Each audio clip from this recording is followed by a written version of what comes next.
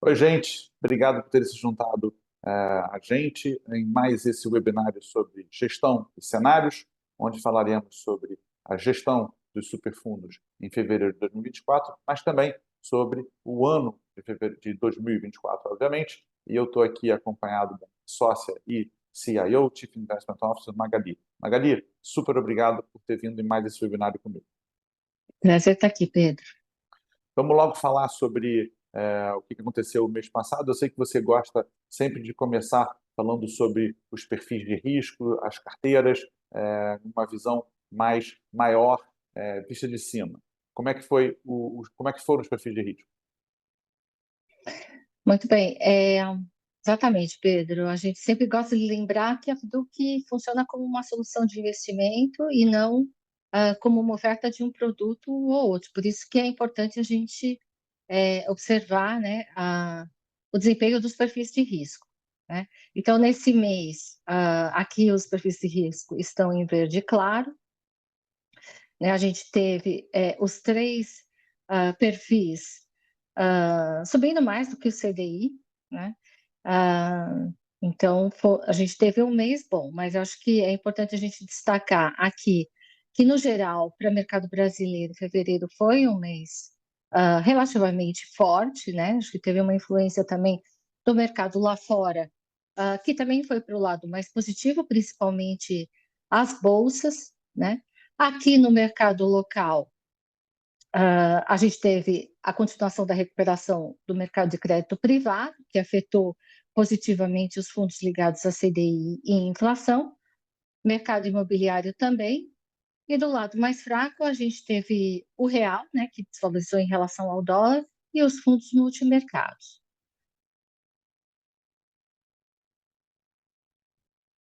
Entrando agora no fundo de renda fixa, o fundo subiu 0,96% em fevereiro, ele superou em quase 20% o CDI no mês.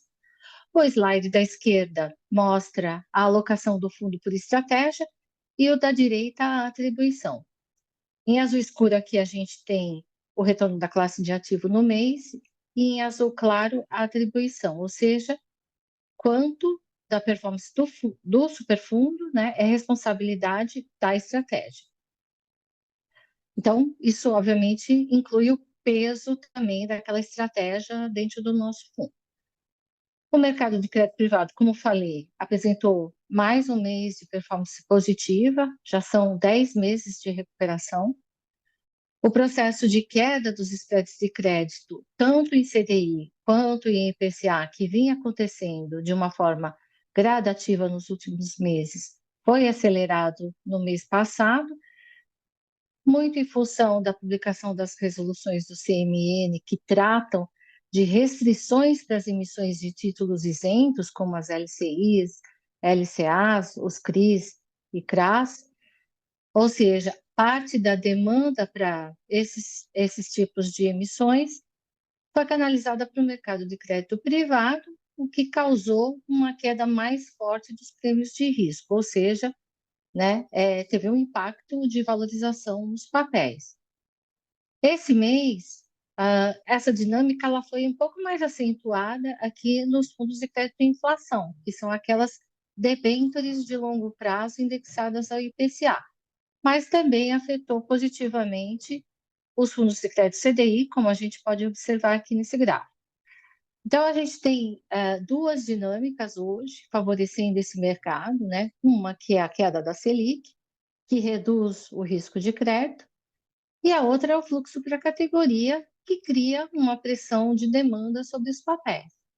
Mas a gente acha que daqui para frente, esses ganhos tendem a ser um pouco menores, né? Primeiro, porque os títulos de melhor rating já se valorizaram para, inclusive, alguns para níveis anteriores a 2023, e também porque a oferta de papéis dessa natureza, eles devem aumentar nos próximos meses, com as empresas voltando a se financiar nesse mercado, agora com taxa de juros menores. É importante colocar quase que como uma anedota nessa hora que esse webinário é exatamente um ano depois do webinário que a gente fez logo após o evento, o escândalo mesmo da Americanas no início do ano passado, né? E eu acho que um pouco que a gente está tentando explicar para vocês depois desse evento Americanas, ainda houveram repercussões no mercado que duraram 2 ou 3 meses, e depois disso vem uma recuperação lenta que culmina nesse resultado de quase 120% do CDI. E o que a gente está colocando o mercado já digeriu esse processo do ano passado, mas, obviamente, ninguém pode esperar 120% do CDI de forma consistente ao longo do tempo, mas é um mercado que esse ano deve ser muito mais tranquilo. A gente imagina ele muito mais tranquilo hoje do que a gente viu ele no ano passado, certo, Magali? Perfeito, Pedro. Indo agora para o fundo multimercado, né, que subiu 0,22% no mês. Aqui, novamente, a gente tem o gráfico de alocação no lado esquerdo, que mostra uma carteira bem diversificada, e do lado direito, os resultados das estratégias, né? Os destaques positivos foram o fundo AQR, que aqui a gente vê representado nessa estratégia quantitativa, e a estratégia de crédito também foi bem. Isso aqui está representado principalmente pelo fundo IBioNacred. Do outro lado, né, a gente teve algumas perdas nas estratégias de long and short e equity hedge, e um pequeno ganho na estratégia de multimercado macro, né, que são aqueles fundos que operam teses de investimento através de vários mercados, como juros, bolsas e moedas. Então, esses fundos, eles representam um pouco mais de 50% da nossa carteira, né, e eles não foram muito bem, né. Esse resultado mais fraco nesse mês está associado a perdas no mercado de juros no exterior, mais especificamente relativas ao atraso na expectativa de início de cortes pelo Banco Central americano, né, porque a aposta era que lá fora o juro ia cair mais rápido, né? Isso é uma história que a gente até tem visto já há 2 meses, né? Um pouco da volta daquela expectativa de corte de juros mais forte lá fora. Por um outro lado, esses fundos macro também tiveram alguns ganhos, principalmente em bolsas ao redor do mundo e aqui no Brasil. Mais uma vez, eu acho que dá para dizer que a estratégia de diversificação nos protegeu, né? A gente teve um pequeno ganho aqui, inclusive que foi superior ao do índice de hedge funds da Ambima, né? O IHFA, que é uma referência para multimercados, né? Esse índice de referência subiu 0,15% no mês, e no ano a gente está bem à frente do IHFA, porque a gente já tinha ido melhor também em janeiro. Magali, vol de 2,5%. Não é baixo para um fundo de multimercado? Quer dizer, o fundo de multimercado tem que trazer vol mais baixo do que fundo de ações. A gente vai ver o fundo de ações depois dessa tela. Mas ainda assim, 2,5 não é pouco. A gente não está muito conservador dentro desse fundo de multimercado. Acho que as respostas é sim e sim, né? Sim, fundos multimercados normalmente têm uma volatilidade mais baixa do que os fundos de ações, né? Isso sem dúvida. E sim, essa volatilidade está muito baixa, porque a gente sabe também que volatilidade está associada a retorno, né, de longo prazo. Então, a gente pode aceitar um pouco mais de volatilidade se isso nos levar a um retorno maior também no longo prazo. O que tem acontecido, Pedro, é que como a leitura, né, do mercado está sendo bastante difícil nesse último ano, né, com quebra de correlações históricas, muitas vezes o mercado indo na direção oposta do que a maioria dos agentes está apostando.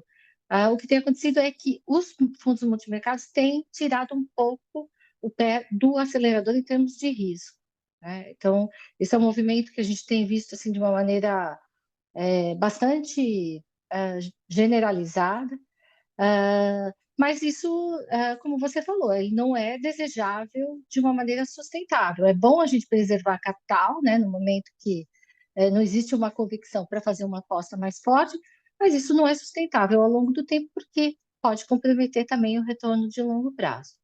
Então, ah, eu acredito que os fundos multimercados, né, passando talvez esse momento de maior incerteza, com o juro lá fora, devem aumentar um pouco as suas exposições direcionais, mas também a gente aqui na gestão ativa tem procurado também multimercados com um pouco mais de alta volatilidade, sempre com esse objetivo de melhorar a relação risco-retorno.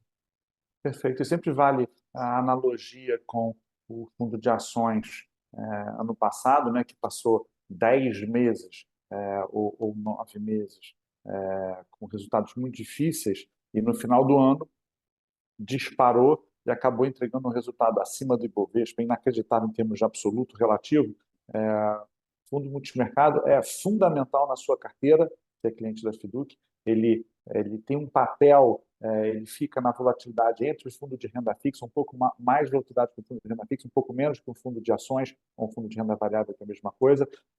Ele é importante na alocação patrimonial que você deve fazer. E a gente tem um resultado melhor do que os pares comparáveis. Ele deveria ser parte da receita de bolo da sua solução de investimentos. Tá? Obrigado, Magali. Vamos falar de ações?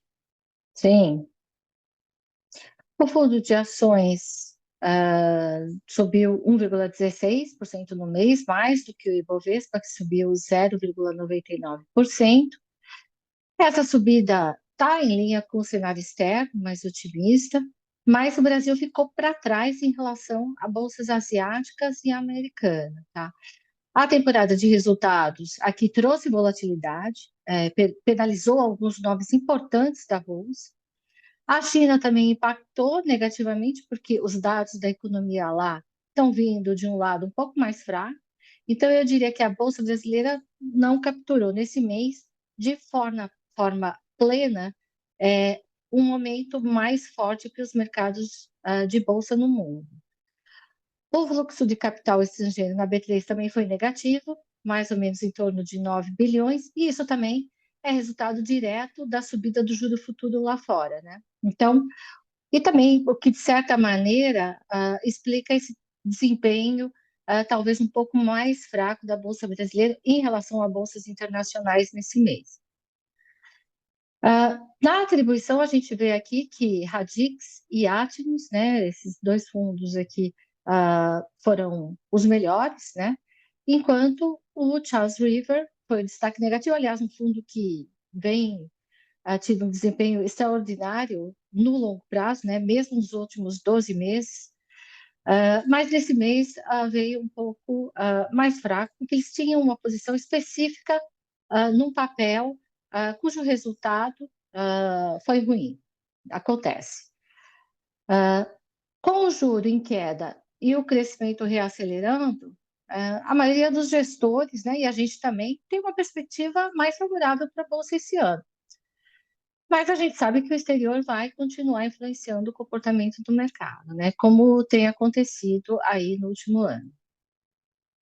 Tem duas coisas que eu gostaria de levantar aqui. Um, eu gostaria de complementar para você que é nosso cliente, prestar atenção que a vol de um fundo de ações de 14,8% comparada com a vol de 2,5%, por isso que eu chamei a atenção para vocês da vol tão baixa do fundo de multimercado. Tá? Essa vol no fundo de ações faz todo sentido. E a outra coisa normalmente, queda da taxa de juros privilegia classes de renda variável como ações. E, então, o nosso olhar sobre o fundo de ações ao longo desse ano é positivo. A taxa de juros no Brasil deve, tudo mais constante, continuar a sua descida buscando o dígito único lá para junho ou, no máximo, início do segundo semestre. E isso vai privilegiar fundo de ações como o da Fiduc. Tá? Então, levem isso em consideração, conversem muito com o seu planejador, mas é certamente uma alocação que você deveria ter no longo prazo em qualquer cenário, mesmo no cenário de crise do ano passado, e agora com um cenário muito mais promissor.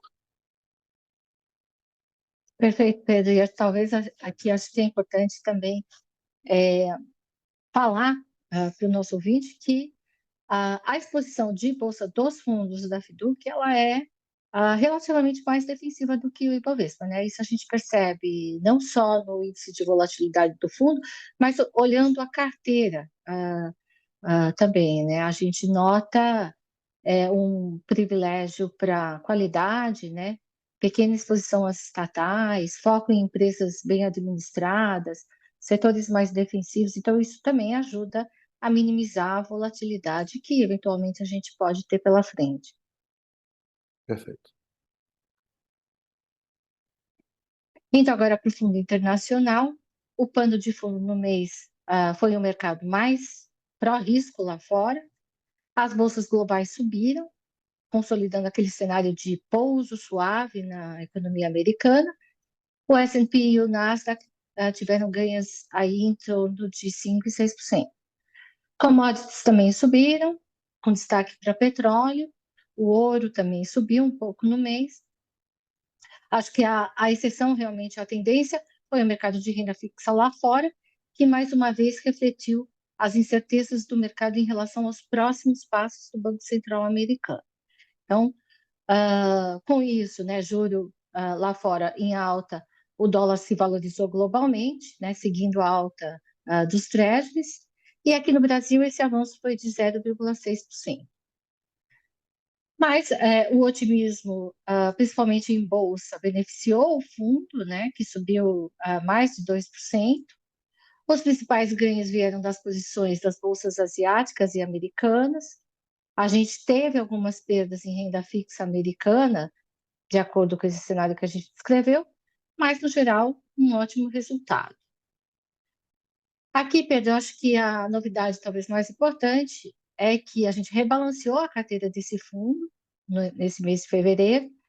A gente havia falado em janeiro, nessa mesma reunião, que a gente não tinha ficado satisfeito com o desempenho do fundo em 2023 e que a gente faria mudanças, né? E, de fato, o fundo alocação, que representa aqui 80% da exposição do fundo Fiduc Internacional, ele passou por um rebalanceamento significativo. Tá? Então, só para te contar assim, as principais mudanças, ele passou a ter 50% do seu patrimônio líquido alocado em BDRs bem diversificados, como os do ACWI, que é de bolsas globais, o S&P, o Nasdaq e a Europa. Ou seja, a gente está aumentando a diversificação ao caminhar para ativos com maior abrangência de setores e empresas, e também ao reduzir a exposição a riscos idiosincráticos, ou seja, aqueles riscos mais concentrados. Para os outros 50% do fundo alocação, a gente está usando o software Aladdin da BlackRock para montar uma carteira que maximiza a relação risco-retorno. Então, na renda fixa, a gente, também em relação à carteira anterior, reduziu o duration, ou seja, os prazos de vencimento, porque normalmente os títulos de Treasury mais longos são aqueles que trazem mais risco e mais volatilidade.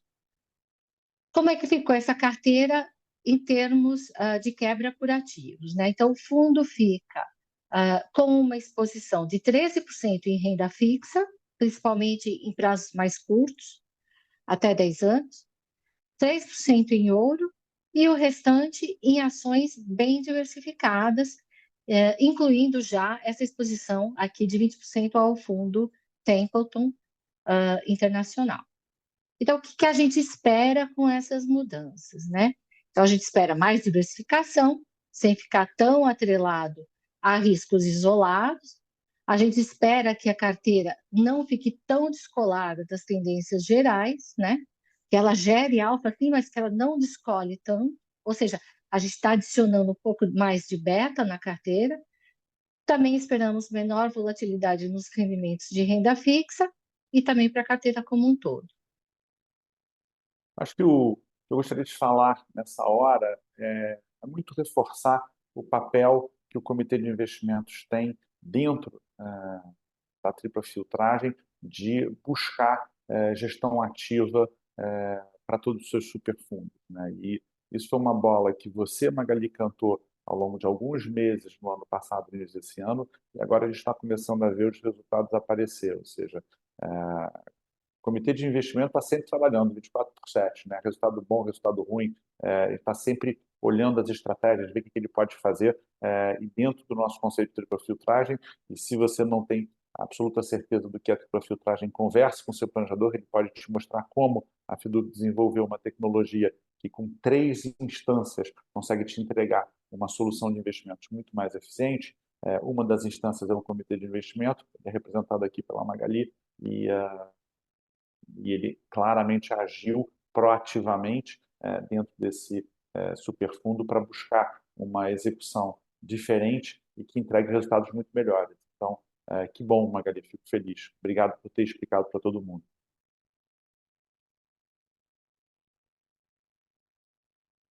Indo agora para o Previdência Conservador, em fevereiro o fundo rendeu 0,83%. A parcela em ações foi o destaque positivo, seguida por inflação e renda fixa.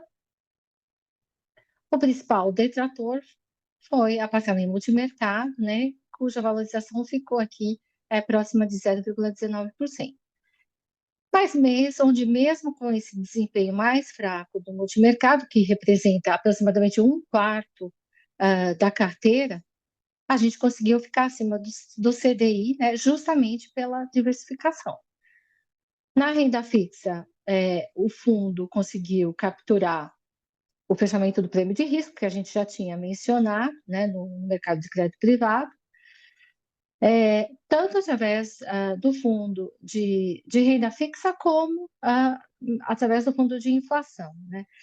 Além do CDI, a gente também superou o benchmark IMAB, que foi de 0,55% no mês. Em ações, a gente teve um desempenho muito superior ao do Ibovespa, quase 3 vezes maior, porque aqui também, Pedro, a gente pratica a diversificação, né? Então, cerca de 40% da exposição à bolsa nesse fundo está no exterior, que foi muito melhor do que o desempenho do Ibovespa no mês.